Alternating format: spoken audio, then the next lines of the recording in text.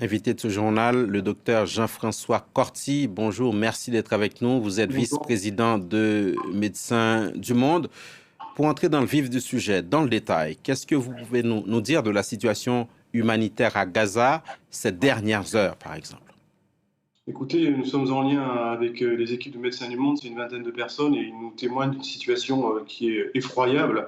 On parle d'environ 2000 morts et de 7-8 000 blessés dans un contexte où les hôpitaux ne peuvent pratiquement plus travailler.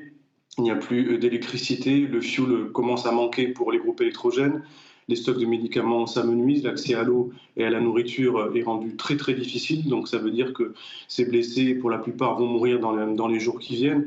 Donc on est dans un contexte catastrophique, on fait de la médecine de guerre, du tri de malades, on prend les malades qui pourront être sauvés avec un geste simple. Voilà, donc la situation, elle est cataclysmique à la fois pour les humanitaires qui risquent leur vie. Nous avons dans notre équipe des gens qui ont perdu des familles. Une partie a réussi à aller au sud, l'autre n'y arrive pas compte tenu des conditions de sécurité. Donc la situation est catastrophique. Ce qu'il faut dire, c'est que la demande de déplacement d'1 million de personnes en 24 heures est totalement irréaliste parce qu'il n'y a pas les conditions requises pour ça. Pourquoi il continue à y avoir des bombardements au nord et au sud, donc certaines personnes tentent de s'engager sur la route, mais doivent faire chemin arrière parce que c'est trop dangereux. Hmm. La partie sud est déjà saturée en population, on est sur une bande ultra dense en termes de population, rien n'est prêt pour pouvoir recevoir 1 million de personnes, pas de tentes, pas d'eau, pas de nourriture, pas de dispositif de soins, donc on n'est pas prêt pour ça, et les routes sont saturées aussi, il n'y a qu'un axe nord-sud, donc c'est totalement irréaliste, à moins de considérer qu'il y aura et il y a un nombre conséquent de victimes. Aujourd'hui, concrètement, à ce à quoi on est témoin, c'est un massacre massif, délibéré de civils pour l'instant sur ce territoire. Vous avez, vous, des contacts à Médecins du Monde avec les autorités israéliennes? Non, on n'a pas de contact direct aujourd'hui sur cette problématique. On donne des informations via la presse, via nos canaux aussi d'équipes qui se trouvent en Cisjordanie. Donc les autorités, que ce soit françaises, israéliennes, la communauté internationale est particulièrement au courant de la situation. Tous les spécialistes des situations d'urgence. On a vu des états de siège, on sait ce que ça donne. On a vu à Mariupol en Ukraine, on a vu à Alep en Syrie.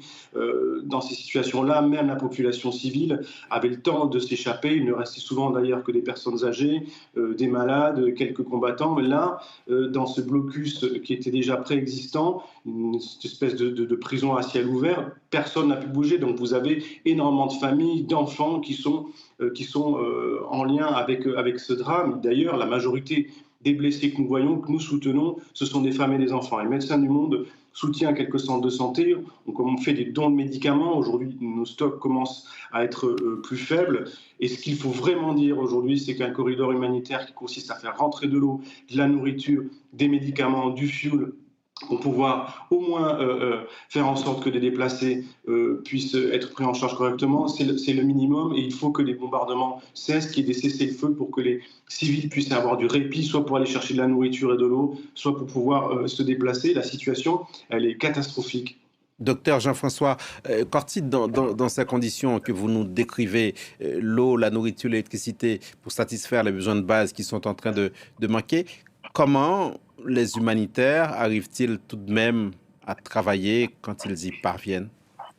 On est dans une situation exceptionnelle de mémoire humanitaire sur des conflits contemporains. Nous n'avons jamais vu cette situation où nos équipes doivent aussi faire attention à leur vie, à la vie de leur famille. Ils ont déjà, pour la plupart, perdu des membres de leur famille. Nous n'avons d'ailleurs pas de contact avec toute notre équipe parce qu'il n'y a plus d'électricité, plus de possibilité de recharger les téléphones portables, les lignes fixes qui sont encore fonctionnelles, pour certains ne fonctionnent pas. Donc c'est une situation, je vous le dis sincèrement, qui est exceptionnelle parce que aujourd'hui, les humanitaires ont des difficultés et les soignants pour pouvoir travailler. On sait que le droit humanitaire international, qui est censé un petit peu humaniser la guerre, c'est-à-dire protéger les civils, les aidants, sanctuariser les lieux de soins, les ambulances, n'est pas respecté d'ailleurs dans de nombreux conflits, comme au Yémen, en Syrie, on l'a vu, mais aujourd'hui à Gaza, la situation est la même. Donc ce droit humanitaire ne protège pas les civils. aujourd'hui. Il faut vraiment qu'il y ait un cessez-le-feu, qu'on puisse permettre aux humanitaires et aux soignants de faire leur métier dans de bonnes conditions sans risquer leur vie et permettre à des civils de se déplacer dans de bonnes conditions. Je le répète, l'annonce pour faire déplacer 1 million de personnes en 24 heures, c'est du jamais vu dans l'histoire contemporaine des conflits. Il va y avoir, et il y a beaucoup de victimes, les 6 à 7 000 blessés ne pourront pas être pris en charge et la plupart vont mourir. Nous sommes encore une fois en train d'assister à un massacre délibéré de masse en ce moment sur le territoire de Gaza. Si Médecins du Monde avait un message en direction des autorités françaises, quel serait-il ce message ?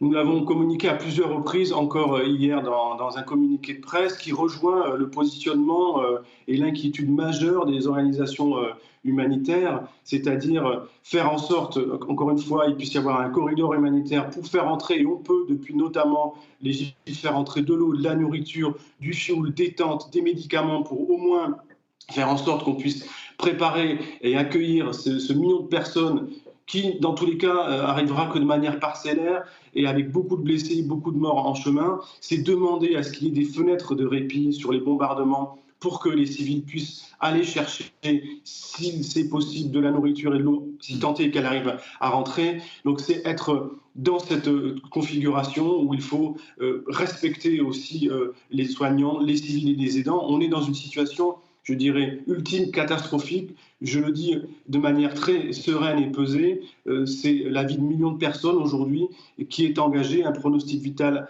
à moyen et court terme qui est engagé parce qu'on était déjà sur un contexte de blocus avec des difficultés à l'accès à de l'eau potable. Et quand on parle d'accès à de l'eau dans un système où il n'est plus possible d'avoir de l'eau potable de qualité, ça veut dire des mortalités de très haut niveau à court terme.